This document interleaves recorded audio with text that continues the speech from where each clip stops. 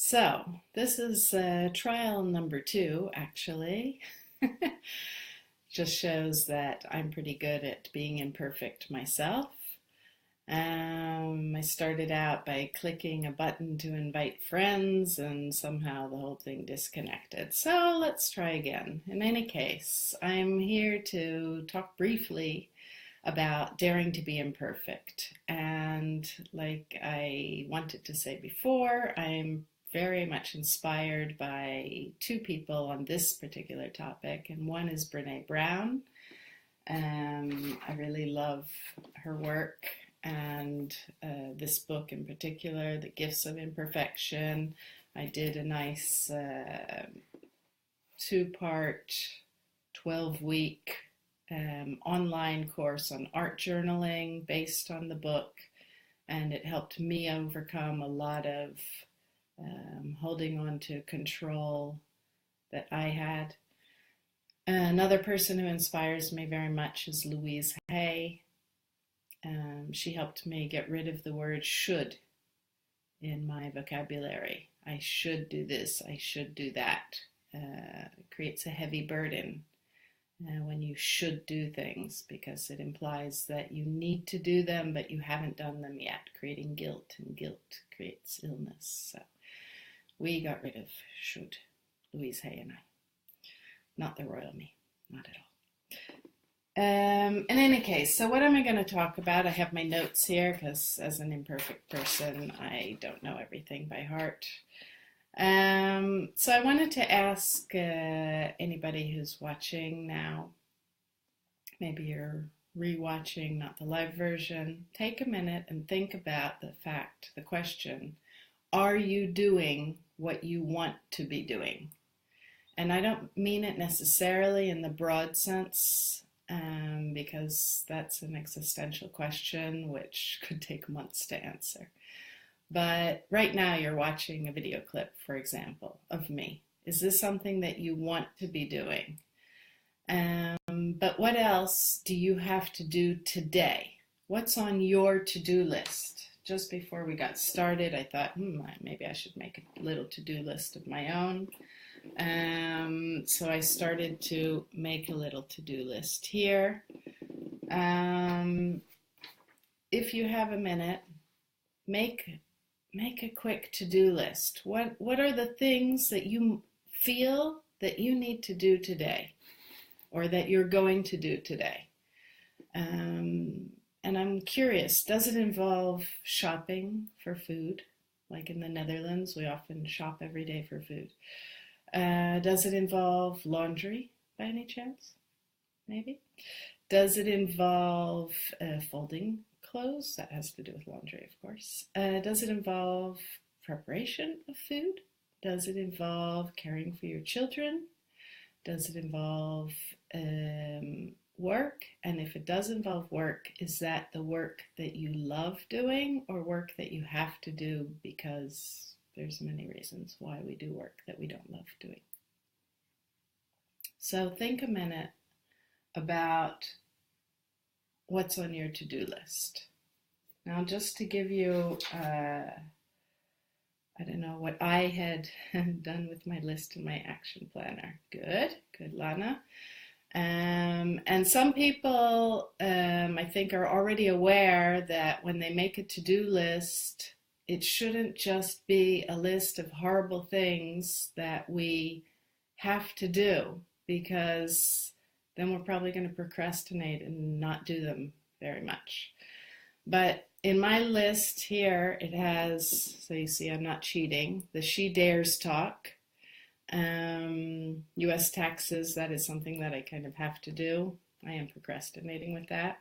Edit book, I'm working on a novel, and I'll talk maybe more about that, but in any case, it's something I want to do. Singing practice, that I find myself doing all the time now since I joined a choir, and I just hum and irritate my kids a lot doing that. Work preparation, that's something I have to do, but I also pretty much like it. And check my emails for work. I hate doing that, really. I hate checking my emails, but I love getting it done. So kind of win-win there. Anyway, um, so why do we do all these things in addition to the things that we like to do that we have to do, that we feel we have to do? I think that a lot of, especially women, we're kind of brought up with a lot of expectations from our families, from society, from our parents, from our partners, from our children, lots of people around us, external expectations that we should take care of them, that we should work hard at our taking care of the family, that we should do things that need to be done. For some reason, even though women work just as hard or harder than men in our fields of expertise, we seem to have taken on the job of the household chores pretty much. Although I'm very happy to say that in my house, that's not true. I'm the man in this case, and my husband is definitely an enormous helper with laundry, shopping, some of the cooking. He's amazing. It wasn't always that way. I had a previous husband, and well, we shared some of the responsibilities, but I won't get into that. In any case, and the thing is that even if we have a very caring partner who helps us with all the things that we believe we should do, a lot of us have internalized a feeling of I must be perfect. I must keep a perfectly tidy house. I must not have any dust. My floors must be clean all the time. Well, this is an imperfection, perfectionism of mine. I need to cook a hot meal every day. It's partially for me. I really hate just eating a cold meal at night. But that means that I also have to cook, or somebody in my house has to cook every night. Now, that's not a need. Humans can survive. Look at Gilmore Girls, right? They can survive on frozen pizza apparently for months and takeaways. But anyway, so part of our expectations, indeed, Lana wrote a comment that you can probably also see. Indeed, our expectations come from outside, and then we've internalized them. And sometimes people really, I'm pretty sure that your partners and your children and your parents and even your employers would like you to be happy, really would like you to be happy. But instead, we think about how clean the floor is and if the bathroom needs to be disinfected again. So think about that. Now, how did I get to be in a state of allowing myself to be rather imperfect? And those of you who've been to my house know that my house is rarely tidy. It's not totally chaos, thank God. I like a tidy surrounding, but I don't like doing the work that it involves. So we have a kind of compromise there. Well, I used to be pretty much of a perfectionist in the sense I never would have said that about myself, that I'm a perfectionist, because I guess I wasn't self-aware enough at the time. But I had completed, let's go back to almost 20 years, I had completed my MBA, Master in Business Administration.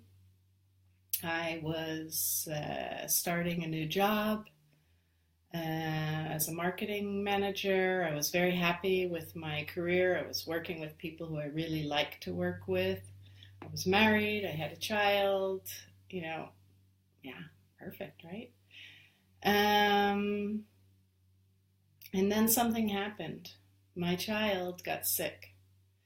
And if any of you have ever had a sick child, I think you know that suddenly everything else falls away. And my kid wasn't just sick, he had cancer.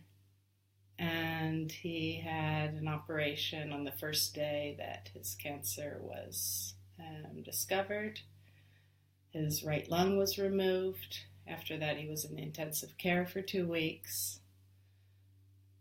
Even talking about it, it was a long time ago. That was back in 1996. Long time ago.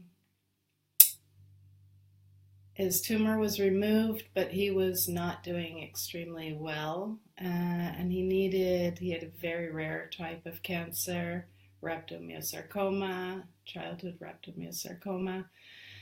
And apparently it's extremely, extremely aggressive. So he had a lot of chemotherapy, and that was tough. And he had operations, and he had radiation therapy. The story doesn't end well, I'm sorry to say. He did die eventually when he was 4 years old. Thank you, Lana, for your comment.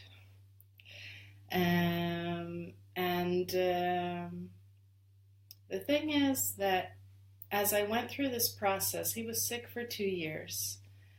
And I turned from this career woman, looking for external appreciation and validation for who I was, into someone who only cared about every single moment of every day. And every moment, it's nice to see the comments. Every moment that I had with my son and with the close family around us and some close friends was so dear to me that everything else slipped away. I actually kept my job for a while. They were very kind. They kept me on the payroll, and I was able to go back about once a week and do a very minor job, something in accounting, so I supported the accounting. And that helped me keep a bit of sanity while everything was going on. Afterwards, I got pregnant with my daughter, Nomi, who's still with us, thankfully. And I have another child, Yoav. But my first child, Yarden, did die. And with his illness and his death came a kind of transformation for me. And it started out slowly, but it enriched my life immensely, and a part of me feels that he's always with me, so that's very comforting.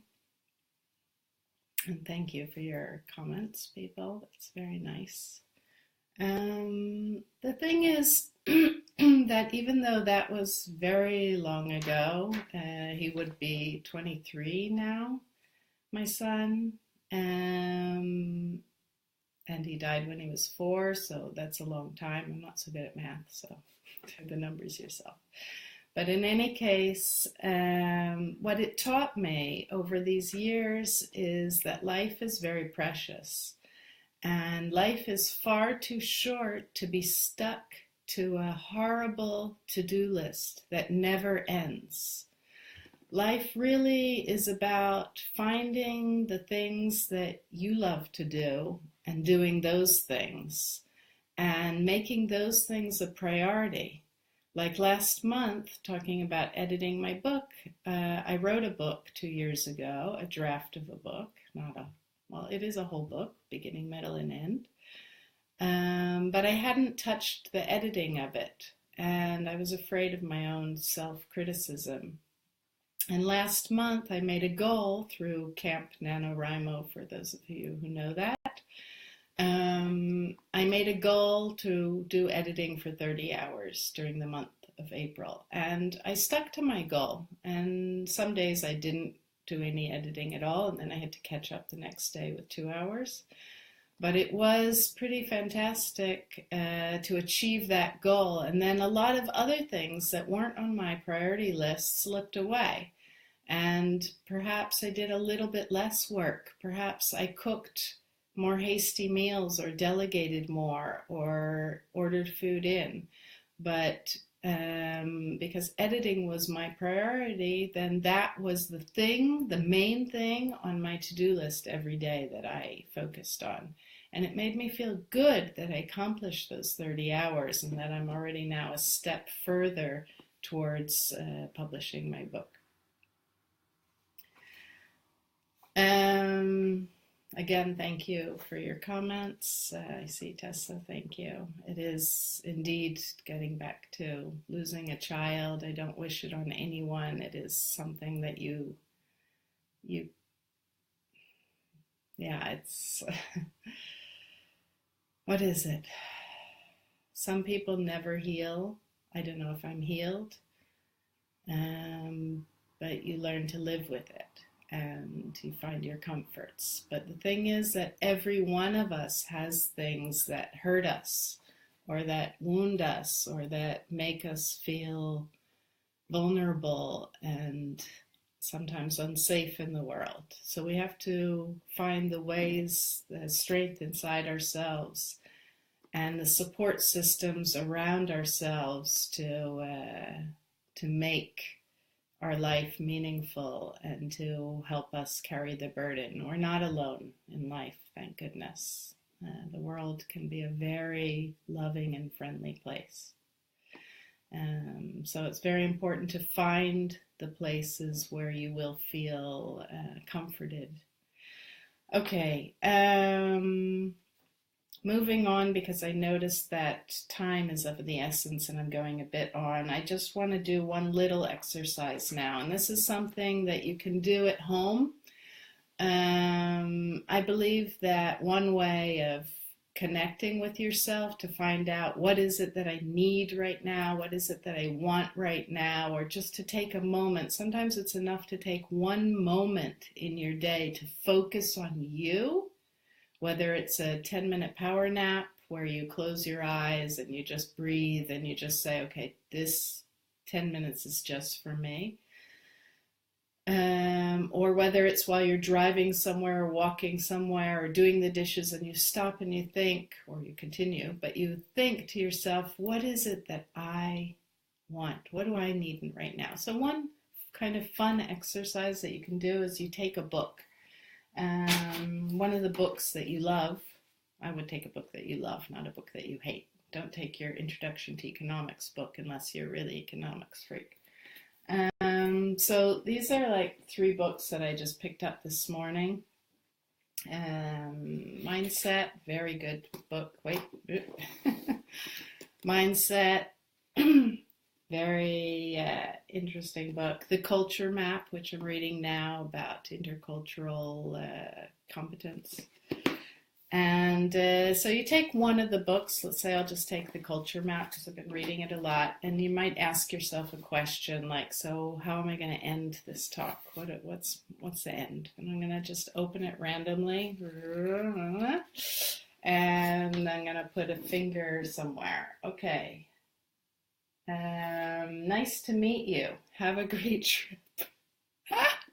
Is that amazing or what? Wow, I love that. So I just asked, how am I going to end this talk? Nice to meet you. Have a great trip. And really, that's what I want to wish you guys. Have a great trip. It's not about getting there. It's not about achieving everything that you have to achieve. It's about the trip. Make sure your trip is a good one. So to end, I just want to say I also have a private practice. I do life coaching. We're sitting in my counseling room right now. There's a rug. There's a plant. There's a window. You're welcome to make contact. Sit with me if you like. Have some sessions. But I'm also open for questions now in case anybody has any questions. So if you do, you can write them in the comments.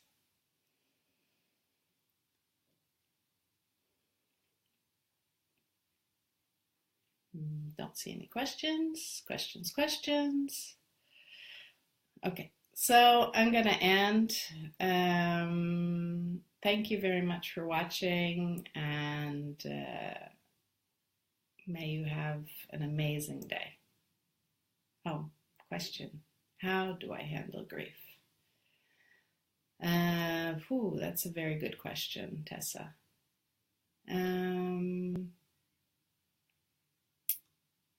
I think I handle it by a mixture of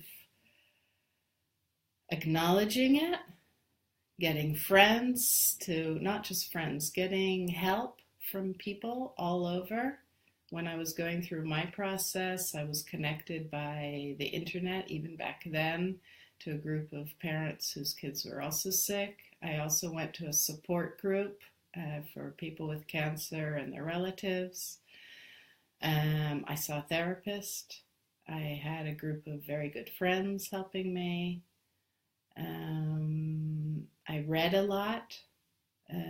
For me, it helps to believe that there may be life after this life in some way, that the soul exists still in some essence. So that helps me, that belief. Dealing with it. And sometimes not dealing with it. Sometimes just doing fun things, watching stupid movies or good movies.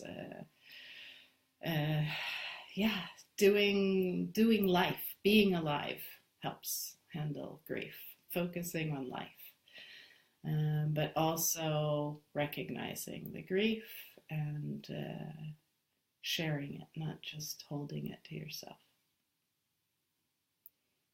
Anything else?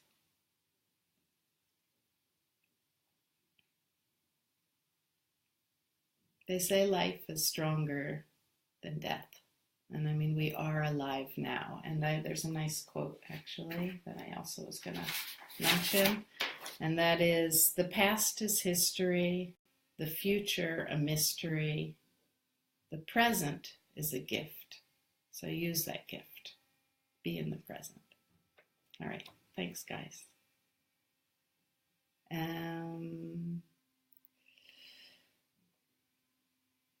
I see your question now. Again, another question. Some things, some bad feelings you can't get rid of. You can't push away. Grief is one of them. It's not something that you can just bury.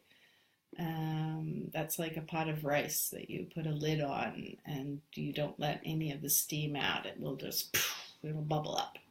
It won't, you can't get rid of it, but you can learn to put it into perspective so that it doesn't encompass you 100%. And it also depends how fresh your grief is, like as to how you'll deal with it. Like it's a process. Okay, thank you. And thank you all for being here. And again, have a wonderful day. Bye-bye.